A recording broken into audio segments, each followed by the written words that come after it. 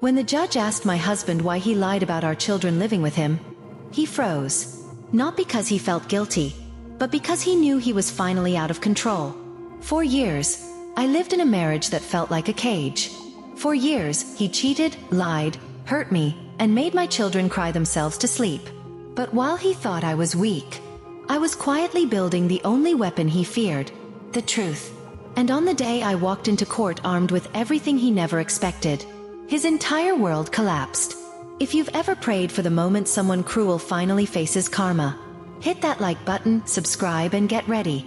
Because this is the story of how I survived a decade of abuse and took my life, my children, and my freedom back in one devastating act of revenge. I'm going to be honest. There was a time when I thought my husband was the love of my life. But the man I married is not the man he became. At first, the change was small. A harsh tone here, a cruel comment there, a door slammed too hard, a night he didn't come home. Then the small things turned into patterns, and the patterns turned into abuse. He hurt me mentally, emotionally, and sometimes physically. But worst of all, he hurt our children. My babies grew up afraid of their own father. And do you know what broke me? The way my daughter would flinch when she heard his footsteps. The way my son stopped laughing around him. He wasn't just a bad husband. He was a destructive force inside our home. And when he wasn't breaking our spirits, he was cheating. Not once, not twice, multiple affairs. For years, he would disappear all day, claim he was working overtime. But the truth was obvious. Women's perfume on his jacket, messages he forgot to delete, receipts for things he never bought for me. And every time I tried to confront him, he would turn it around on me. You're imagining things. You're crazy. You're insecure. You're the reason I leave the house. He wasn't just cheating. He was gaslighting me. Until I didn't believe my own eyes anymore. But there was something he didn't understand about me. I may have felt weak, but I was never stupid. While he was out destroying our marriage, I was documenting everything. Every lie, every bruise, every screenshot, every late night, every witness. I hid USB drives behind the washing machine. I kept printed screenshots inside my daughter's old toy box. I saved voice recordings in emails he never knew existed. For years he controlled my life. But slowly, quietly, I was building the evidence that would one day end his. And I waited. Not because I wanted revenge immediately, but because I wanted my children to be old enough to tell the truth he tried so hard to bury. The day finally came. My children were older now. They understood what he had done, and they were ready to speak. So I filed for divorce. The moment he was served the papers, he exploded. He accused me of cheating, accused me of abuse, accused me of ruining the family.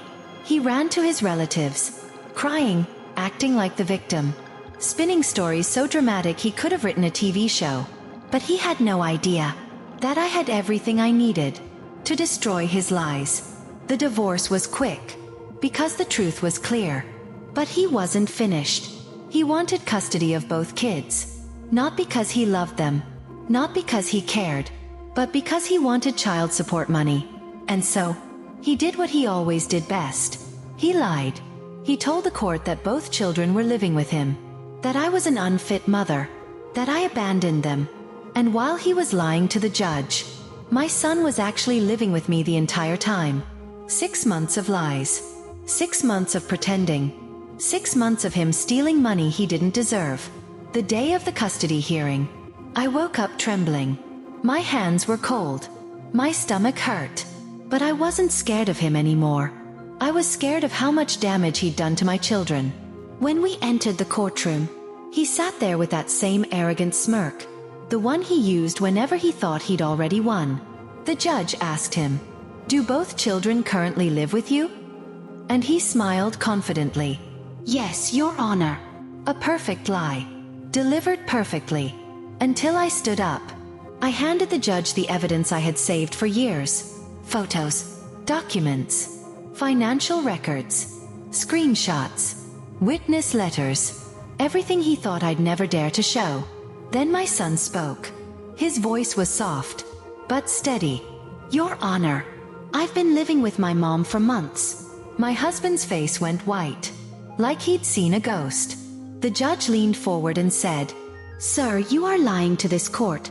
You are fined for false testimony." I cannot describe the satisfaction of that moment. 10 years of abuse, 10 years of cheating, 10 years of pain, all crumbling in seconds. He lost custody. Both children were awarded to me. He was ordered to return the child support money he stole. And for the first time in his life, he faced consequences. He tries, sometimes, to message me. "I'm sorry. I made mistakes. I want to be a better father. I need help." But every apology eventually turns into, "Can you lend me some money?" He didn't want forgiveness. He wanted resources. And that made letting go easier. My children and I finally have peace. Our home is quiet. But not the frightening kind of quiet we used to know. Now, it's peaceful. Now, it's safe. Now, it's ours. The courtroom wasn't loud. There were no dramatic screams. Just truth. Truth so sharp it cut through every lie he'd ever told. The look on his face when his lies collapsed. I will never forget it. Not because it made me feel powerful, but because it made me feel free.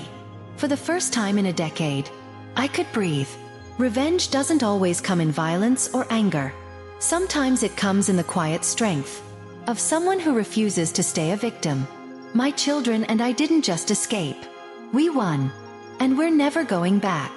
If this story touched you, or reminded you that strength can grow in silence, hit that like button, subscribe, and tell me in the comments, what's the strongest moment of courage you've ever seen?